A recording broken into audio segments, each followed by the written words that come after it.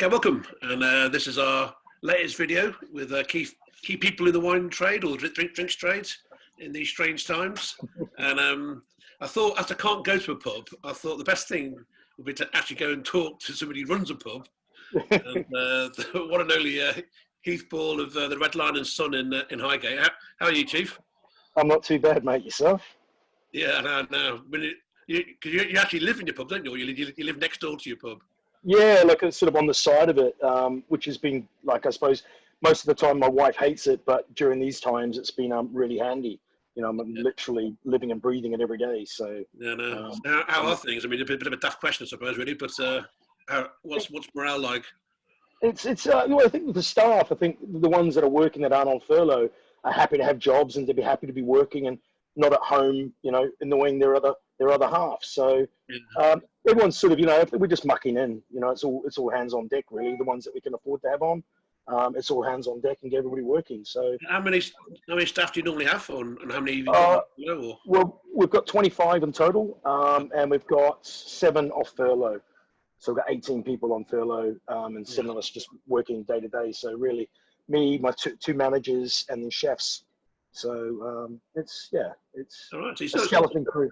Yeah. That's more people than I would have thought, actually, to be honest. So you're obviously still doing a fair bit, aren't you? Yeah, we're open. What are we doing? We're doing 6-day-a-week trade. We're doing less hours. We're only doing evenings, Monday to Friday, so from 4 till 9 o'clock, and then we're doing Saturday, all day Saturday from 12 to 9, and Sunday from 12 till 8. So it's quite, you know what I mean? It's enough hours, but what is that though? What are you doing in those hours? So we between 4 and 9 we're doing food. From midday we're open and we're doing drinks takeaway. Then 4 o'clock the kitchen opens from 4 till 9 and we're doing deliveries and takeaways. But the drinks, we're doing drinks from midday. So we set up a big, they've seen photos out the front yard. Yeah. We've got, we do like a big bottle shop out the front yard, and it's all, you know, people come along and so very open air. And yeah, I guess last month when it was boiling hot for most of the month, it must have been amazing. Well, not amazing, but it must have been all right.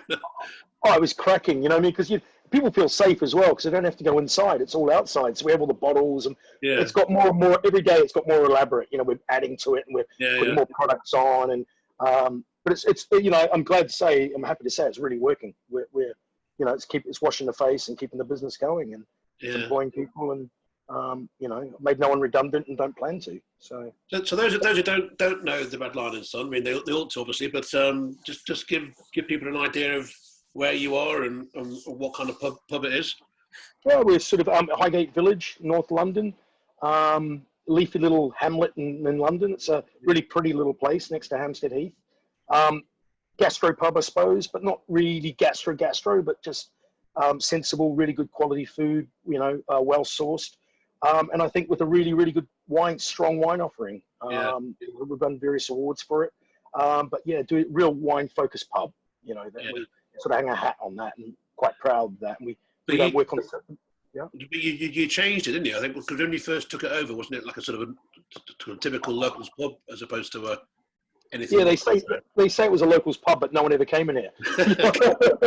It was fake wallpaper. It was made to look old. It was, you know, it was horrible. It was a dingy place, and ripped it all out. That was 13 years ago. This last month. So ripped it all out, and it's been a journey. You know what I mean? It's been a long journey, but it's been a rewarding journey. Yeah. So before we get into the whole what you have been doing, just give us an idea of like what that journey, in terms of how you managed to change it around and how long it took you to get the pub to how you like it, or what it wants to be. Yeah, it took years. I think for the first couple of years I was hemorrhaging cash. I was I was doing a week what I do a day now. It was a horrible time. I was doing like $7,000 a week, and it was just nasty. But it took years, and you know, it took a long time for regulars or to build a nice regular clientele, and then, you know, it's sort of really, like the last few years, I mean, really, it's just gone amazing. Like it's just really come into its own, and it's got a nice little reputation, and the food offerings changing all the time, and you know, I really enjoy it. I think that's sort of, you know, that helps. You know, I really like running the place, and we've got a really nice, good gaggle of local regulars, and got 2 beer gardens, which really help in summer, which we're missing out on now, obviously. But yeah, it took years, but now, I'm quite, it's where it really needs to be, and I'm really quite happy with it. Yeah, I mean, I've been looking to come a few times, but like what really strikes me is the amazing attention that you have with your food. I mean, all the sort of fresh supplies of fish coming in from the West Country. You got like, you're running it like a restaurant, aren't you? Really? I mean, yeah, effectively, we're very food led. It's very sort of 60% of our sales is food. And yeah, focus really on that, like good quality. We're not trying to be clever, so we're not trying to, foams and all sorts of reductions and stuff. We're just trying to do good, honest pub food, and maybe with a bit more attention to detail than most pub foods. But yeah, just try and keep it. And it's always changing because we've got a lot of regulars, so it needs to always keep them interested. We've got people who eat here 3-4 times a week. So, yeah. So has that helped then? I mean, in terms of this sort of awful situation that obviously the pub trade's been in for the last 3 months. I mean, when you say you got your regulars and you managed to sort of start doing this deliveries thing, how has that worked in reality, and how long did it take for people to sort of cotton on to what you were doing? Well, we switched on the 21st of March when we knew we were going to shut. I was like, well, man, I didn't know how long we're going to be shut for, and I didn't like the idea of that, and I can't sit still. So I was like, no, we need to change. So we went straight to a takeaway offering the next day. And that it wasn't busy the first time. The first day was just like, I think everybody was shocked that everything shut. But it's built up really nicely now. We've got all the regulars are really supporting us, which is great. You know what I mean? And more and more people find out every day as some come out of isolation. We do flyering around the local neighborhood, and we've got big banners out the front, and we're really making a song and dance. But most of it's word of mouth that we're actually open. Local WhatsApp chats are all talking about it. So we've stayed open all the way through. So. It hasn't been easy, but I think it's been worth it. Yeah. And just from a logistics point of view, does that involve having a different kind of license? I mean, if you're always selling retail off trade, or we've always had an off license, which is great. Right. So that really helped. You know what I mean? And we flicked that quite quick. And then I spoke to John Graves at the Bendham when we were talking initially, and he's like, "Well, why don't you do a retail shop offer?" Yeah. And I was like, "Yeah, brilliant." And we ran with that, and he did some really keen pricing, and then we started off with the small wine list originally for takeaway, and then as demands got bigger and bigger, and I spoke to Omar at Fine Wine at the Bendham, and he did a fine wine list for us that people can order on reserve a couple of days in advance. So it's got more and more elaborate, and it's really taken off. It's really working. It's really It'd be interesting that connection you got with the Bendham, because I know when we first went to lockdown. I mean, when we kept getting messages from Bendham saying that they were looking to do stuff with you, and then I know you got great relationship with them anyway, but it seems to say that they're using you as a sort of they were using you as a sort of a test case to see what you could do in a pub in lockdown. Yeah, I think see, loads of conversations. You know what I mean? I've always had a really good, strong relationship with the guys at the Bendham. I've got loads of mates who work there, and they've always looked after me, and I think it's reciprocal. But yeah, we sort of just went straight away, and then had loads of conversations, and it just sort of it worked. You know what I mean? Like they did really keen pricing, and it was sort of testing for both of us what we could actually try and what we could do, and it's been a real learning curve for everyone. Yeah. So what kind of wines have you been able to sell? I mean, I know there's been to talk about in the supermarkets, people sort of like just grabbing wines and being quite happy with sort of like the tried and trusted. But I mean, have you been able to sort of like be quite adventurous and? We stayed away from all the bulk sort of mass, I've never done that sort of wines anyway here. Yeah. But we're choosing like, small family owned independent wineries, like David and Melanie at Bilar, one of their wines, La Dama up in Valpolicella, one of their wines. Just choosing like really niche sort of really cool stuff. And then expanded it from there. We put on Ultimate Provence Rosé, which has been flying out the door. In the summer's day, we're just selling so much rosé, everything. And then, moving on to what we're doing with Paul. It's been, we just try. People are asking for stuff off our normal list as well. So they're like, "Oh, but I really like that. Can I get that?" And so I think there's going to be the area between off trade and on trade is going to get really small soon. I think, gone are the days you'd be worried about if you saw it in the supermarket. I think it's going to be more about the brand and able to deliver a really good quality product wherever it comes from. So and I mentioned Paul there. I mean, you're doing this thing, aren't you, with Profits Rocking from New Zealand? So talk us through that. That's another great idea you've got. So Paul's a great mate. Has been for years, and we were talking on the phone, and we are just talking about business, and he says, mate, the problem I've got is no one can ever find the winery. And now in New Zealand, obviously with COVID-19 being like where it is, and it's not there anymore, all the cellar doors can open up. And Paul's like, no one's going to find me. So after a bit of, long conversation, after a couple of glasses of wine, we were chatting, and I was like, man, why don't we just do your cellar door in London? And he's like, oh, what? And then he was like, yeah, well, I was thinking we could do a cellar door, but like maybe later. And then we were talking about it. I said, well, let's just get going with it now. And we launched it this week, and it's all focusing on Paul's wines, and big banner out the front saying Central Otago, and just a bit of fun really, and help, to sort of like, I love Paul's wines. I think they're cracking, and it's just nice to help a friend and like work with each other and support each other in these times. So. Yeah, no, that's great. I mean, I was looking at that today, and you've got some nice wines. They're sort of like, I know Highgate's quite a nice affluent area, but you've got some quite chunky wines on the list, haven't you?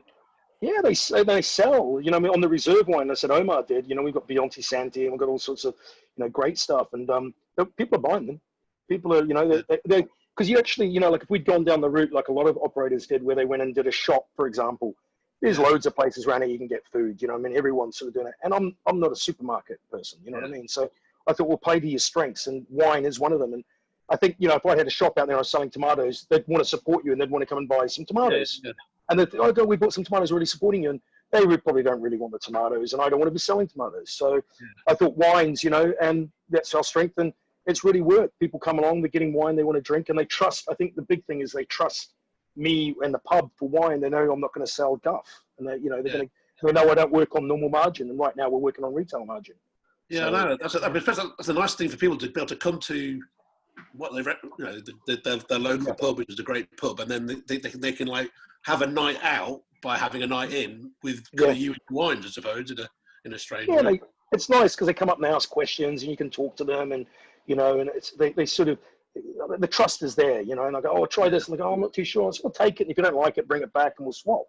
So there's a lot of trust, and we're lucky we've got a really solid, good, regular clientele. Yeah, and is that good for your own sort of team morale as well? Because I guess working in a pub, you're so used to dealing with customers day in, day out. It's your sort of lifeblood, isn't it? Really, to be able to have that kind of daily interaction and keep talking to people and. Yeah, it's nice. We've got a lot of people, like who just come out of self-isolation, whatever, and they come over, and it's nice for them to have some contact with us, and whether it's, we're in the garden, we're obviously separated, but they can actually have a bit of a conversation with you, and they, life feels a bit normal, which it hasn't been for a long time. So getting back to sort of the nitty gritty of the situation, I mean, like, so from when, I mean, there's talk now in there of July the 4th, there's possibly being a date when the on-trade comes back. I mean, how do you see it from your point of view, and what's going to work, or what can work? You know what I mean? I think the harsh reality is social distancing or physical distancing won't work in most pubs. I think we're dreaming. I think, all these talks of these measures, which they've still got to give us clarity on, it's just not going to work. I think it's going to be a disaster, and I think we're just kidding ourselves. And I think, it really should be, the onus needs to be on the customer. If you don't feel well, if you're scared or whatever, stay away, but we need to get on with, it's horrible. It's been a horrible situation, but it's going to get worse if we don't open soon. Yeah. I don't want to open too soon. I don't want to be the first ones out of the gate, and then you're just dealing with all the problems, people who haven't been out for a while, and the crazy. And who would choose Saturday, the 4th of July? Any operator knows you don't open a business, a new business on a weekend. So it's I see Scotland's doing the 15th of July, which makes more sense. But So I mean, how long would it take you to get ready if you suddenly decide, okay, I'm going to go for, say, the 6th of July? How long would it take to get in supplies? I don't think no, I think we'd be quite quick. Since we've been open and we've been operating. Yeah, I think we could flick it quite quick. We're just going to get staff in, depending on what the conditions are. But I think we could be up and going quite, because we're using all our suppliers. Everyone's paid, everyone's up to date. We haven't, we're in good shape to open again quite quick. But it needs to feel right. And it needs to be right. And are you going to go down the route of like having perspex screens and all that kind of stuff? Have you looked into that? What actually is going to work for you and your? I think I want more clarity on it, but I also see companies making a lot of money off people panic buying perspex and signs saying 2 meters, and I'd like to see hopefully it's not going to be the need to do that. And who wants to go out and see a guy in a full hazmat suit serving you? You know what I mean? It's just, yeah, I know. I was just saying, it kind of goes against going to your local pub, innit, when you can't even see you, you know? Yeah, I was listening to a podcast this morning with Joe Rogan, and he was talking to a couple of restaurateurs in LA, and they were saying the guidance for them is like it's a face mask for the staff and a face shield, Right. and the KP's almost in a hazmat suit out the back. Yeah. You know, it's not, you know, we can't social distance or physical distance in our kitchen now. Do you know what I mean? It doesn't work, you know. So I think they know that. I think the government knows that, and they're just testing the waters to see what, you know, and put the onus on us. But we can't police it. You know what I mean? I'm gonna have someone standing at the toilet saying one in, one out. I mean, I guess with your front garden there, actually, you've got quite a large, sort of front garden up off the road. I mean, could you be able to sort of like do if you could open in a garden, for example, serve? Yeah, well, we've got 2 gardens, but you know, the thing is, right? So you take bookings on the outside tables. So say that you booked everything, and then we get a rainstorm. What do you do? You know what I mean? It is England after all. Then everybody runs inside, and then you're like, well, you know, and then the result, you're not physical distancing, and then you've got the tallest situation. Yeah, it's madness. So I don't know how it's going to work. You know what I mean? That's why I don't want to be the first out of the gate. I want to see how other operators handle it. And, you know, if they turn around, we have another spike and they shut us all down again, you know? So is that your approach then, really? To sort of like almost like, you know, if you start on July the 4th or July the 11th or the 18th, I mean, in terms of actually seeing how it works for other bigger operators, I suppose. Some of the bigger I want to see. I think a lot of people need to get open. I think everyone's, you know, hemorrhaging cash, and you know, I'm not saying I am, but you know, I'm still open. I'm still trading. So, but I'd like to see what happens. You know what I mean? I don't want to be first off, and then you don't want to be, you know, abiding by all these silly, you know, guidances and stuff. You know, it is just guidance though. It doesn't look like it's going to be a legal requirement. So, you know. And as you say, if you've got good regular customers who kind of know, you know, they know the score and they know you, it's almost like, come on, guys, you know, we could all have a drink in a reasonable manner here, you know. Well, you know, you know, that's what I say. Well, you almost want a disclaimer on the door. You know, if you're coming in here, guys, this is the rub. You know, this is what it's going to be like. We can't, you know, if you go to the toilet here, we don't have enough space. You can't. You know, the toilets are the big issue, which, you know, I see the government gets asked about quite a lot. What does that look like? You know, I see, you know, Witherspoons are talking about having 2 people cleaning all the time. You know what I mean? Like who can afford that? You know what I mean? No. So, you know, it's going to be interesting times, but I'm literally taking it day by day. And in this business, usually future plan, you know, you're planning so far in advance to make sure, but I'm really just analyzing it day by day, see what it looks like, and then what I can do and what I can't do. And if you had advice to other pub operators and stuff, or other publicans in terms of like how they could perhaps do something similar to yourself in terms of starting up the food and doing the kind of takeaway drinks. I mean, are there kind of lessons there for people to know about how to do that in terms of step by step there as well? Well, I think you've got to really know your market, and I think, you know, you've got to have staff who want to get on board with it as well. You know, you need staff who are, you know, if they all turn around and say we don't want to work because we don't feel safe, you've got that issue.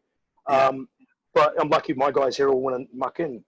They realize how important it is. I don't know, man. You really need to know your neighborhood and, you know, what works. And, you know, we learn on our feet pretty quick. You know, I mean, it's been an education, what works, choosing dishes on the menu that travel well, you know, all this sort of stuff, and right packaging. You know, it's really been a baptism of fire. And we've learned really hard and really quick to make sure it's right, you know. So Sunday roasts.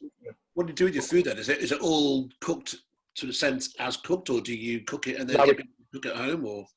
No, they literally get it and it's ready to go. We're not part cooking or anything like that. You get our Sunday roast.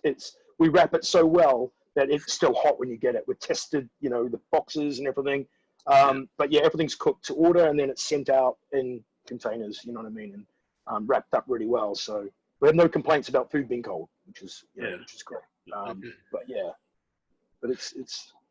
I suppose when things do come back, I mean, like there has been talk with some of the bigger operators about what they do with their ranges and perhaps having a smaller drinks lists and smaller menus. I mean, running your own operation, does that mean is that as relevant to you? Do you see any changes there in terms of what? Well, I think people will be so happy to be back in the pub that you don't need to go and do big grand menus. You know, I think you like here we'll just play to our strengths, which will be all the most popular dishes will be on the menu. It won't be a big menu, but I think people will just be happy to be out.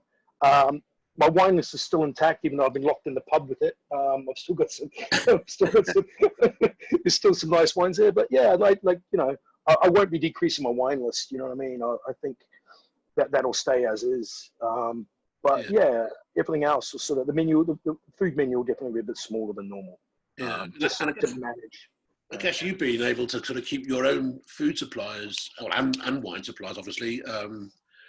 You know, because obviously there's the knock-on effect down the supply chain, isn't there? You know, with the drink suppliers and food suppliers not being able to do business either. Yeah, we quite like, you know, we've been, we use a local butcher, Highgate Butchers, Lee, and he's been really supportive and really helpful. And then, all the other suppliers, it's been, you know, it's good because it's nice to have them and look at, you know, it's been really good, nice, you know, unity between us and suppliers, and we're looking after each other and how can we do this and how can we help, and you know, a couple of them are really, really outstanding. Service has been great, you know what I mean, and we're paying them as well, so it's great, you know. It feels good, you know. I'm not running up debt, you know. I'm just keeping up to date, you know, head above water. So you've been able to get more local suppliers involved with your own business then, really. Yeah, just use, you know, like I'm tied to Green King, but I have a free of time keg line, and we use 5 Points Brewery down in Hackney. We've been using their beer, which has been great. You know, we're plowing through it, which is great. But they've been really supportive, you know, the guys down there, and you know, we ran down the other week in a couple of cars, and my mate's Jag and my mate's Mini, and we loaded up more beer and brought it back. So yeah, no, it's you know, it's a horrible situation, but you know, it's been a challenge, and I enjoy challenges, you know. So it's going to be a bit of new lease of life.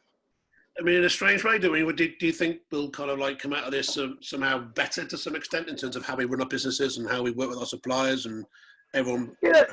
You know, I don't know. Yeah, I think so. I think, you know, like, I think it's a good time to reassess everything, you know, especially like supplier credit terms, and, you know, do you really need long credit terms? Wouldn't it be great if we're working on the American model where you're paying a bit quicker, and keep it going? But I think it's a good time to sit back and look at your whole business. And, you know, I've sort of, that part of it, you never get to do, you know, and I'm also spending time painting the pub and, you know, mucking around on stuff that I'd never do. So it's quite refreshing. Yeah. So just going back to the beginning, really, when you talked about the kind of the retail prices that you're getting off Bibendum, then to be able to do the off trade, how actually has that worked? I mean, is that a case of just literally changing the margins that you're working with, or is it we sort of we applied a 30% GP to the wines. So you know, they gave me really keen pricing, and then we just added 30%. It's a lot less, you know. Then again, I'm really charged to the GPs on my wines anyway, so you know, I want people to drink well. So. But yeah, it's been working really well. You know, I think with 30%, you know, you go, oh great, we've done a great day today, and then you realise that you had to sell a lot to get a margin. You know, but overall, it's worked really well. You know, people are buying, you know, cases, and you know, been really supportive. So it's been interesting. And how have you managed to do the delivery then? I mean, is that a case of like literally just getting your car and driving around, or have you had to like employ people to do delivery for you? Or? I've got one of my guys. He's got a scooter, so he does delivery part time anyway. So he's come over to us full time to do delivering in the evenings, which is great. And then we've also got a couple of cars from staff that are working, and we've got an electric bike. So we're just running around on all. You know, we're delivering to the parks, Hampstead Heath, Waterloo Park. So people ring up. Yeah. How do you do that? Which tree you're next to, or how does that work? Yeah, we set up a point, like, you know, we have like locations around the parks that we'll deliver to. But yeah, I got it checked with licensing. I spoke to my lawyer and I was like, can you just check this out before the councils come down and shut me down? And got it all checked out. And yeah, it's been fun. We've had some regulars on Hampstead Heath ring up and go, we need rosé, and then, you know, we come it down there and drop off rosé. And yeah, you know, it's been quite, you know, it's funny, you know, it's a bit of fun going on at the same time, you know. Yeah, so. You are the ultimate local pub if you can get your beers brought to the park for you. Yeah, no, it's been some funny ones like that. So and you know, deliver in the evenings. Yeah, it's been, you know, people generally when they're buying food will buy a bottle of wine, which really helps. You know, so it tops up. So. And you've been using this local app thing as well, have you? This local thing that Bibendum and CNC guys have developed. Yeah, and that works really well. You know what I mean? It makes, like, the first time we turned it on, it lets you know there's an order coming in. We were like, is it fire alarm? What's going on? Yeah, but all our wines are on there, the food menu, and yeah, it's because the problem was like with the other big delivery companies, they charge so much money. Yeah, this is it. Just like and then you either pass it on to the customer, and I just didn't want to do it, and then so I thought, well, let's just keep it in house, and then they approached me and said, what about this app? So yeah, we got on board with that. So yeah. And you can now use, well, when you do open, you can do that. You're going to use that for the contactless payment as well.